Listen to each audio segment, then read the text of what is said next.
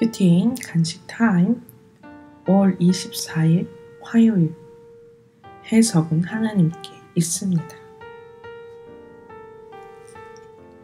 옥에 갇힌 애굽 왕의 술 맡은 자와 떡 굽는 자 두 사람이 하룻밤에 꿈을 꾸니 각기 그 내용이 다르더라. 아침에 요셉이 들어가 보니 그들에게 근심의 빛이 있는지라.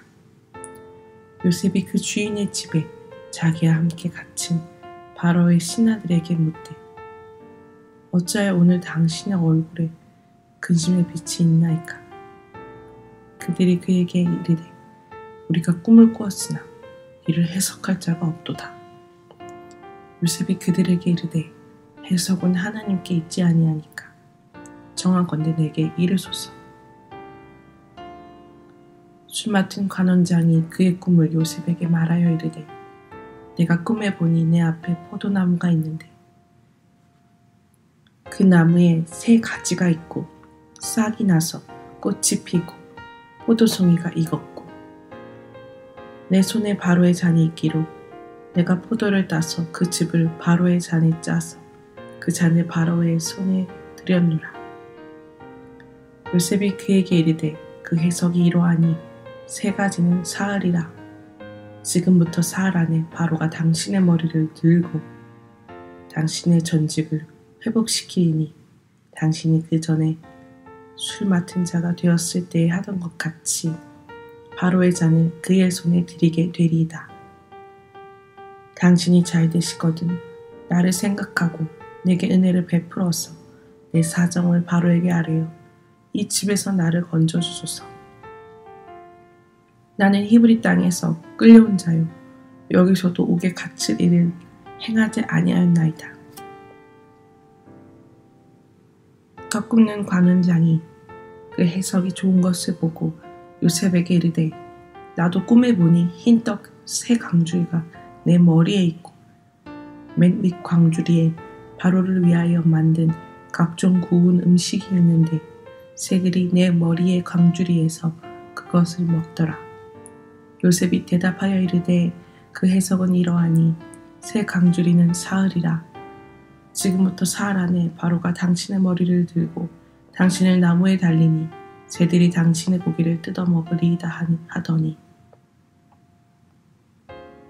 제3일은 바로의 생일이라.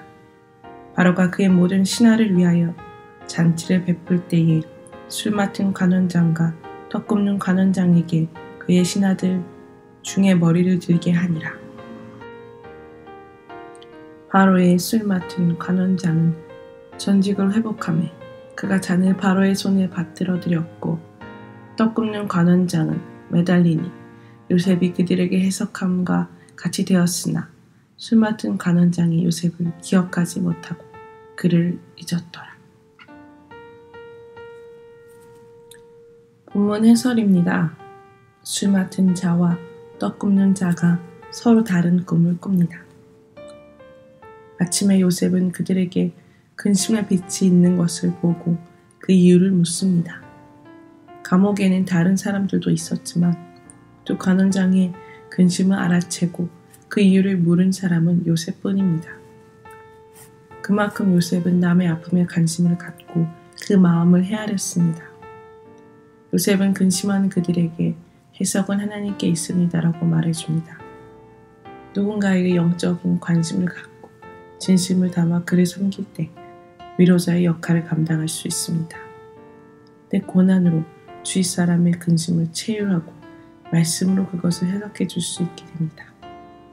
내가 오늘 체휼하고 위로해야 할 근심과 고통 가운데 있는 사람은 누구입니까? 요셉은 술 맡은 관원장의 꿈을 듣고는 그의 복직을 예언하고 떡 굽는 관원장의 꿈을 듣고 그의 죽음을 예고합니다. 요셉은 술 맡은 관원장에게 자신을 기억해서 감옥에서 건져주기를 부탁합니다. 그는 감옥에 갇힌 요셉을 구하고 이스라엘을 살리는 사명을 감당하라고 길한 해석을 받았지만 복직되자 요셉을 잊어버립니다. 한편 흉한 해석의 경우에는 당사자가 주어진 시간 동안 회개하고 천국에 가야 하기에 지혜롭게 전해야 합니다. 하나님은 길한 해석을 받은 자에게는 사명을 감당하게 하시고 흉한 해석을 받은 자에게는 회개를 촉구하십니다. 현재 나의 상황에서 하나님이 주시는 말씀은 사명을 감당하게 하시려는 길한 해석입니까? 회개를 촉구하는 흉한 해석입니까? 바로의 생일날 술 맡은 관원장은 전직이 회복되어 다시 왕의 수종을 듭니다. 하지만 떡 굽는 관원장은 요셉의 말대로 처형됩니다. 술 맡은 관원장은 복직이 되었음에도 요셉을 잊어버립니다. 이처럼 하나님을 모르는 사람은 말씀으로 해석하는 일에 관심이 없고 오직 자신이 감옥에서 나갈 생각만 하기에 기대할 것이 없습니다. 자신의 문제가 해결되고 환경이 바뀌기만을 바라기에 상대방이 베푼 호의와 수고를 망각하고 외면하는 것입니다. 하지만 사람은 잊을지라도 하나님은 결코 잊지 않으십니다. 하나님만이 어떤 환경에서도 나를 기억해 주십니다. 누군가 내게 베푼 호의와 수고를 기억하며 그에게 감사합니까? 아니면 잊어버린 채 외면하며 지냅니까? 기도하기입니다. 가족과 주위 지체들의 근심과 고통을 보면서도 치유하기보다 무관심과 판단으로 일관해온 저의 죄를 회개합니다. 이제는 말씀을 깨달아 어떤 사건에서도 길한 해석과 흉한 해석을 잘 내리기 원합니다. 그리하여 구원을 위한 사명과 위로자의 역할을 온전히 감당하게 하옵소서. 묵상 간증입니다. 나의 해석, 하나님의 해석. 어머니, 누구누구는 예정대로 입학할 수 없게 되었어요. 올해 미국 생활을 정리하고 귀국을 불과 일주일 앞둔 2022년 2월 코로나19의 확산으로 아들의 입학이 무기한 연기되었다는 통보를 받았습니다. 안 그래도 ADHD와 우울증이 있는 아들이 한국에 가면 학교도 다니지 못한 채 무기력하게 지내야 한다고 생각하자 큰 두려움이 몰려왔습니다. 이내 저는 왜 이런 일이 일어났는지 이해되지 않아 큰 근심에 빠졌습니다. 정신과 의사로 성공을 꿈꾸며 뉴욕에 간 저는 이혼한 뒤에 어린 아들을 홀로 키우는 고난으로 하나님을 만났습니다. 그리고 아들이 ADHD 진단을 받을 즈음에 큐티하는 법을 알게 되었습니다. 이후 날마다 말씀으로 하나님의 해석을 듣다 보니 이혼하고 혼자서도 아이를 잘 키울 수 있다고 믿은 저의 교만을 회개하고 부모님과 전 남편의 구원을 위해 애통하며 기도하게 되었습니다. 무엇보다 중학생이 되도록 아빠를 자주 보지 못하는 아들을 생각하니 한국으로 돌아가는 것이 하나님의 뜻이라고 해석되었습니다. 그러나 저는 동생이 사는 텍사스로 이주하면서 한국으로 돌아가야 한다는 생각을 점차 잊었습니다. 그러다가 한 지역 기독교 방송에 출연하게 되었는데 앞으로의 사명을 묻는 질문의 순간 아이들을 살리는 믿음 좋은 정신과 의사라는 겉모습을 자랑하고 싶은 욕심이 올라왔습니다. 하지만 저의 교만함으로 이혼한 잘못을 이야기하며 내 수치와 죄를 고백하면서 그 안에 하나님의 치유가 임한다는 것을 전하는 게 제 사명 같아요 라고 말할 수 있었습니다. 이후 하나님은 한국에 꼭 가야만 가능하리라 여겨지던 이들이 오히려 코로나19 덕분에 미국에서도 누릴 수 있게 하셨습니다. 실시간 화상 미팅으로 믿음의 공동체 소그룹 모임과 각종 양육에 참여하게 된 것입니다.